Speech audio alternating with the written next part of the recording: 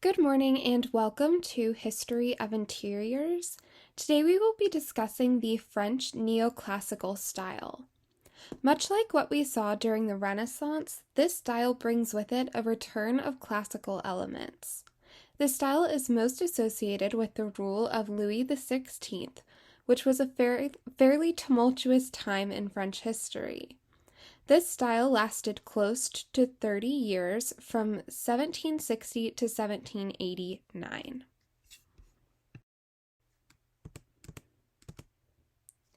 Alright, so now we're going to go into some of the history and important figures.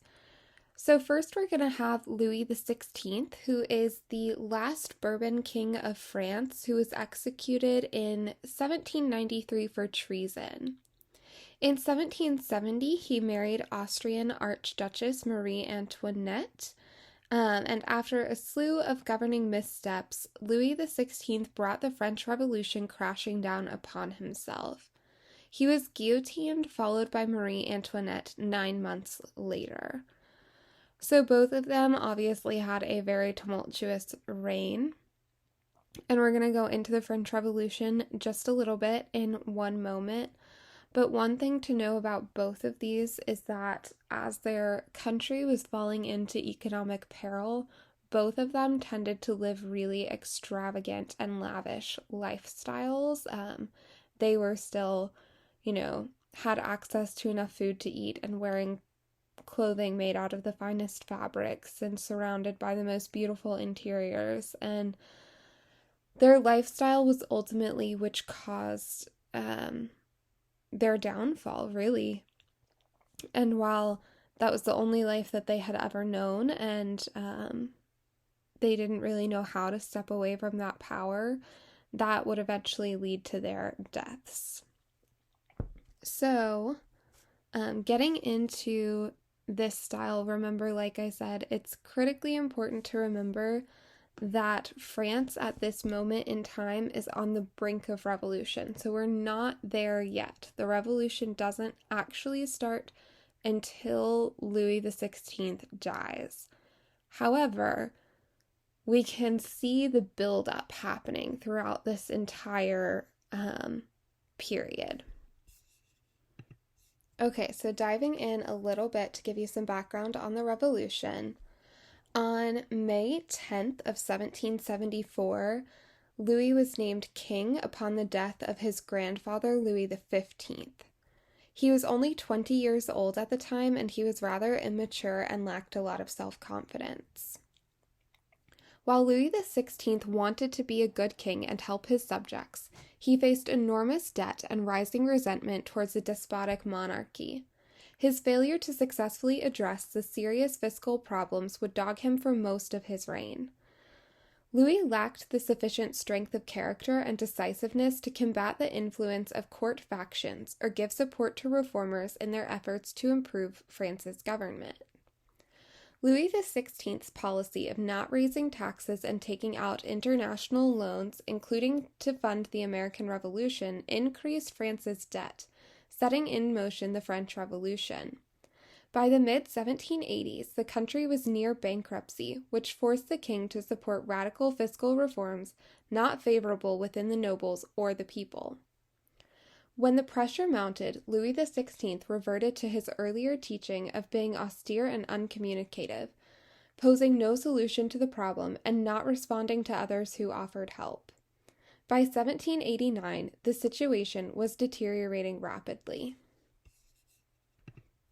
In May of 1789, Louis XVI convened the Estates General to address the fiscal crisis and advisory assembly of different estates or socioeconomic classes, including clergy, the nobility, and the commoners. This meeting did not go well. By June, the Third Estate declared itself the National Assembly, aligned with the bourgeoisie, and set out to develop a constitution. Initially, Louis XVI resisted, declaring the assembly null and void, and called out the army to restore order. Public dissension grew, and a National Guard formed to resist the king's actions. By July of 1789, he was forced to acknowledge the National Assembly's authority, So the National Assembly, just as a quick reminder, is associated with that class of commoners. On July 14th, riots broke out in Paris and crowds stormed the Bastille prison in a show of defiance towards the king. The day is now commemorated in France as a national holiday and the start of the French Revolution. For a time, it seemed that Louis XVI could mollify the masses by saying that he would acquiesce their demands.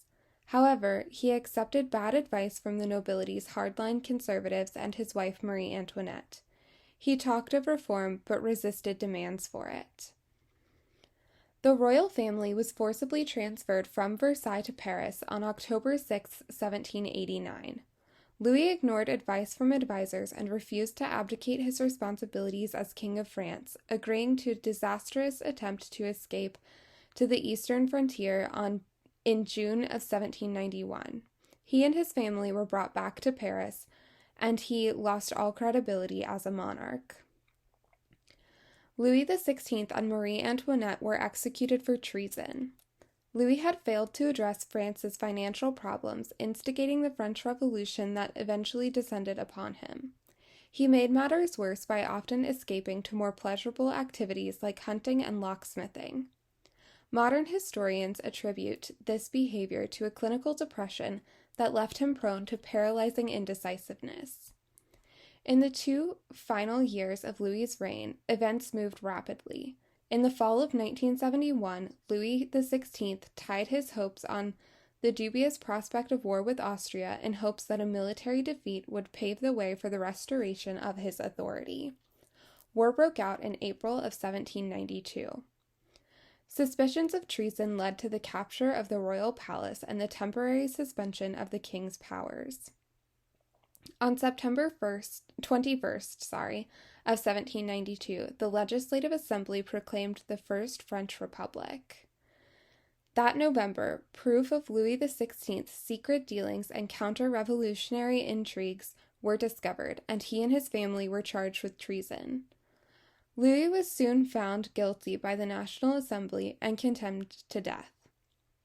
Louis XVI was guillotined in the Place de la Révolution on January 21st, 1793. His wife, Marie Antoinette, met the same fate 9 months later on October 16th, 1973. Their young son, Louis Charles, died in prison where the living conditions were horrible. Their daughter, Marie Thérèse, was released from prison in December of 1795 into custody of her family in Austria. While most of what we just discussed pins the blame on Louis, Marie Antoinette was not left blameless. The people generally did not like her. And the one thing that really led to her downfall is known as the Affair of the Diamond Necklace, in which she turned down a necklace that cost about 2 million livres, and a con artist ended up buying it, saying that Marie bought it, and then when Marie didn't have it and never paid the jewelers, members of the common class saw her as really just overwhelmingly lavish, spending all of this money on a necklace and then not even paying for it. So that would eventually tarnish her reputation and lead her into the same fate that Louis saw. So all of those really, like I said, lavish lifestyle elements of her livelihood really ended up affecting her ability to survive in France at this time.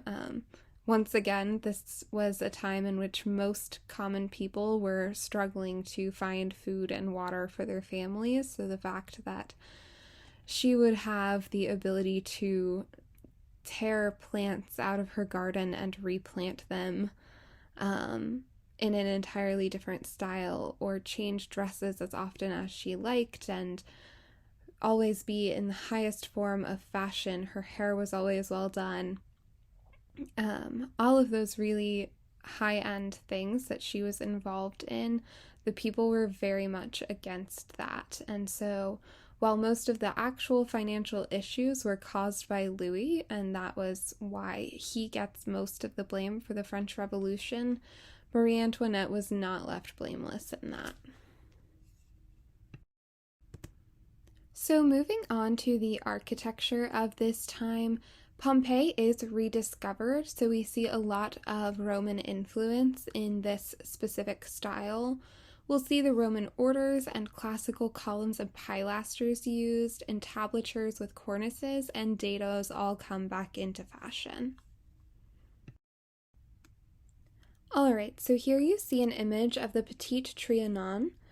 Um, in 1761, Louis XV asked Ange Jacques Gabriel to design a small pavilion on the grounds of Versailles.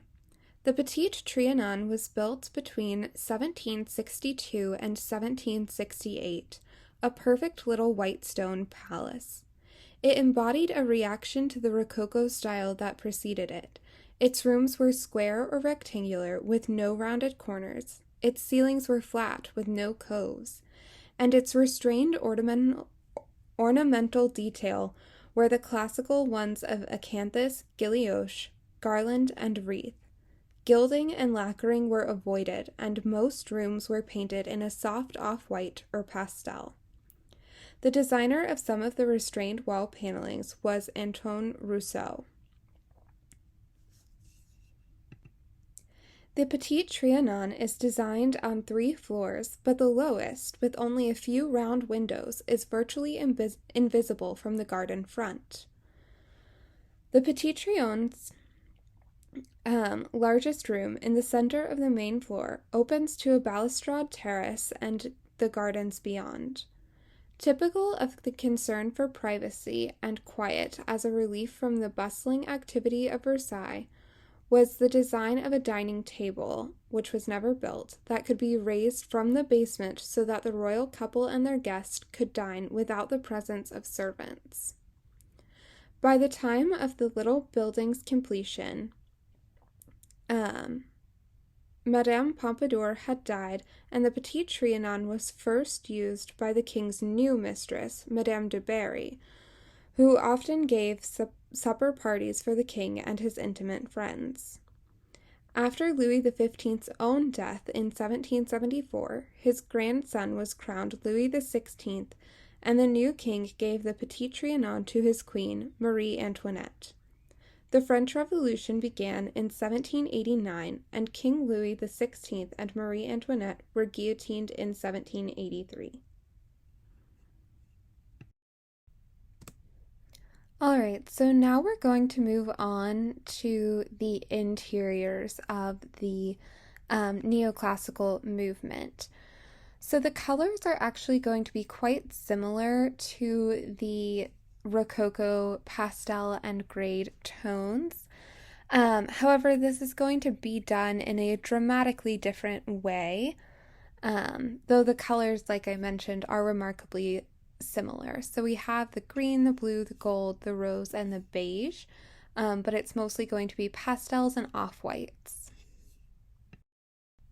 So in this interior, you can see a lot of that color scheme that we generally pair with the French style, the light blues, the golds, it's all present there. And this is still a very fanciful style, so while it is a return to the classical elements, it definitely still has a lot of ornamentation to it. However, we're not seeing those same curved lines that we saw during the Regency and Rococo periods. Now everything is back to being fairly straight lined. If you'll look here, you can see that all of the paneling is back to being perfectly straight. The legs on the chairs are straight. You don't have that same cabriole leg that we had seen so many times throughout the Rococo style. But that doesn't necessarily mean that it wasn't fanciful. So, like I said, more simplified doesn't mean simple. And here's another image where you can see those same very straight lines, and the use of the cabriole leg and the curves has gone away. But once again, still highly decorated. You can still see all of this molding happening here, as well as the really fancy draperies. All right, so here we're going to look at some more interior trends. So once again, facing the rediscovery of Pompeii, we see a lot of Pompeian influence in these designs. We also see lower ceilings and lower dados than we have seen traditionally in France. And then we also see the open boiserie.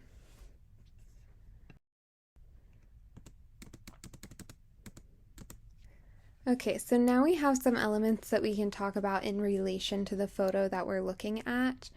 So first you can see the use of square panels both on the door and on the wall. Everything's very straight lined, not curvilinear.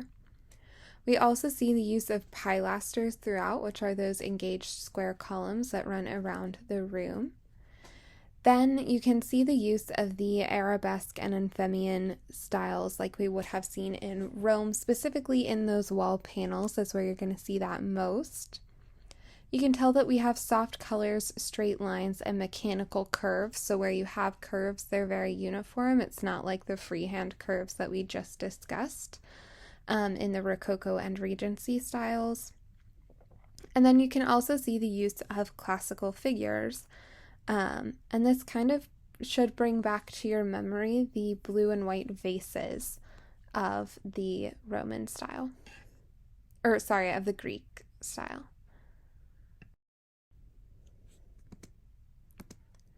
Alright, so here you can see another neoclassic interior, though it does have some Rococo elements. So the furniture and the fireplace screen, those we've seen before, they're in the Rococo style. But the wall panels and the mechanical curve of the fireplace mirror, so see, like I said, it's not a freehand curve, it's a mechanical curve that you see right there. All of that falls within the neoclassical style. Alright, so now we're going to look at furniture, and one of the key elements is the tapered straight leg that has a rosette at the top. Most of it was made out of mahogany or satin wood, and we're still going to see all of these elements of marquetry, ormolu, gilding, and painted furniture.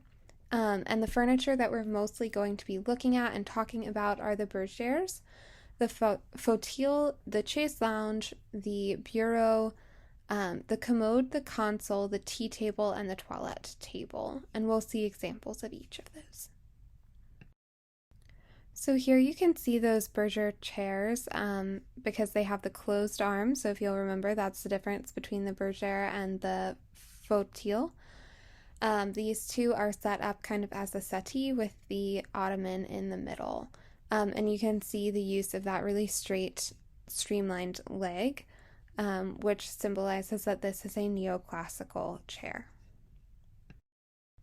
Alright, so we discussed in our last lecture about the Rococo time period that in this image there's one thing in the room that is not falling within the bounds of the Rococo time period, and that is this table that sits right up front. We can tell by the use of the straight legs you've got still some ormolu going on there. It is made out of wood, so either mahogany most likely or satin wood.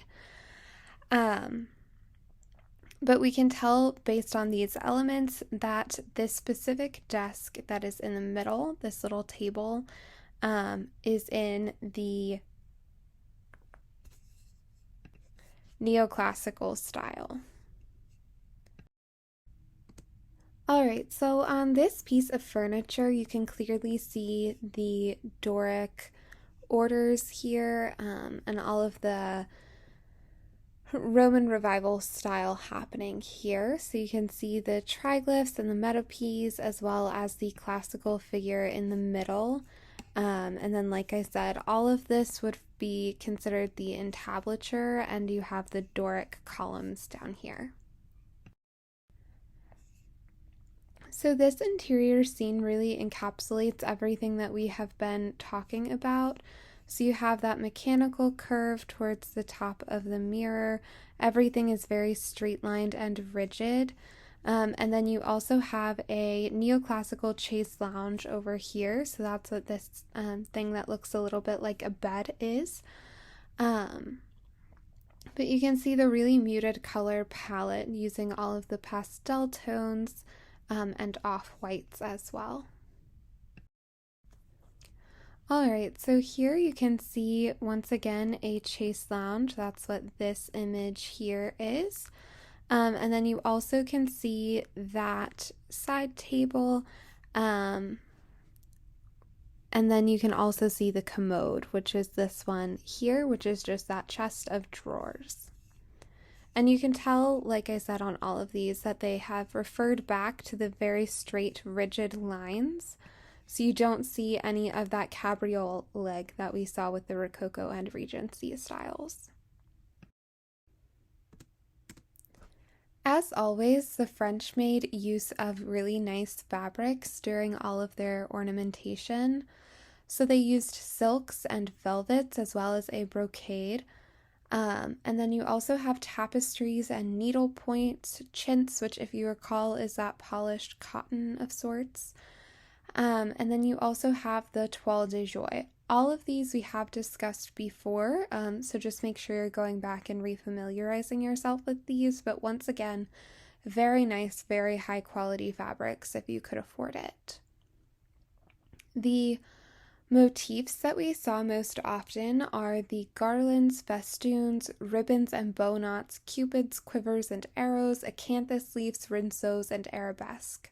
So some of these, most of them actually, all come from that classical revival style. However, that has been intermixed with what we've seen from French styles in the past. So if you'll remember, the cupids and quivers and arrows, as well as the ribbons and the bow knots, all of that's going to directly derive from the Regency and Rococo periods that we had seen before. So that romantic aspect of their architecture, while in decline, hasn't completely gone away yet. So all of those little interior details are going to still be seen in the motifs. All right, so lastly, you can really quickly turn here to review each of these elements. So here you can see that panel with a classical figure in the middle. You can see that rinceaux style here on this edge, and then you also have all of those acanthus leaves patterns going on in here as well. Actually, I believe that that is a toile de joie element, but you can still see, like I mentioned, a lot of those acanthus leaves and Romanesque style pieces, and then you can also see that straight turned leg. Alright, so the very last thing that we're going to look at are the similar styles that we see in other countries. So in England, we're going to see the late Georgian style feature the Chippendale, Hepplewhite, Sheraton, and Adams styles, which are all going to be quite similar to the neoclassical style in France. And later in America, we're going to see the rise of the federal style. So the American federal style is once again going to be quite similar to the French neoclassical style. And with that, we are done for today. So good luck with the rest of your module, and I hope you have a great rest of your day.